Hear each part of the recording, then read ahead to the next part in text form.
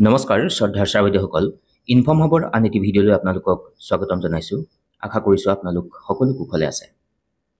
শিক্ষা ক্ষেত্ৰৰ জৰিয়তে ছাৰ-বাইদেউসকলৰ উপস্থিতিক নিৰীক্ষণ কৰা হয় আৰু কেতিয়াবা বিভিন্ন সুবিধাৰ কাৰণে শ্ৰদ্ধাৰ শিক্ষাগুৰুসকলে বিদ্যালয়ত উপস্থিত থাকিব নোৱাৰে।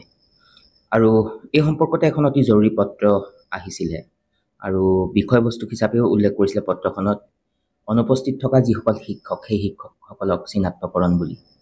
এইখনেই আছিল সেইখন পত্ৰ আৰু এই পত্ৰখন director of secondary education, director of elementary এডুকেশ্যনলৈকে প্ৰেৰণ কৰা হৈছে আৰু ছাবজেক্টটোৰ অংশখিনিত উল্লেখ কৰিছে অনুপস্থিত শিক্ষকৰ চিনাক্তকৰণ। মুঠৰ ওপৰত পত্ৰখনত থকা কথাখিনি ক'বলৈ প্ৰয়াস কৰিম আৰু বিষয়বস্তু হিচাপে উল্লেখ কৰিছে যে 2025 চনৰ 25 জানুৱাৰীত ডিব্ৰুগড়স্থিত মুখ্যমন্ত্ৰী সচিবালয়ত অসমৰ মাননীয় মুখ্যমন্ত্ৰী মহোদয়ৰ অধ্যক্ষতাত ডুমডুমা কো-ডিষ্ট্ৰিক্ট সহ-জিলাৰ পৰ্যালোচনা বৈঠকৰ কাৰ্যবিৱৰণী বুলি উল্লেখ কৰিছে।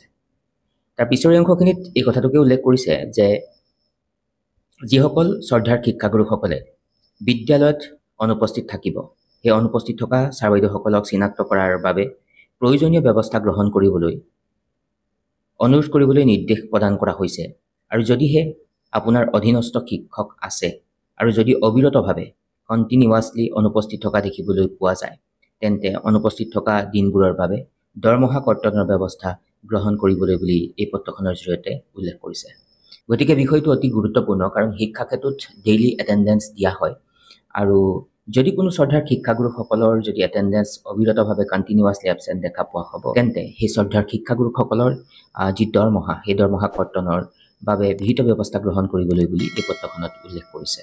গতিকে বিষয়টো অতি গুৰুত্বপূৰ্ণ আৰু সেইকাৰণে কথাখিনি অৱগত কৰাবলৈ প্ৰয়াস কৰিলোঁ আৰু আশা কৰিছোঁ আজিৰ এই আলোচ্য শিতানে আপোনালোকক উপকৃত কৰিব।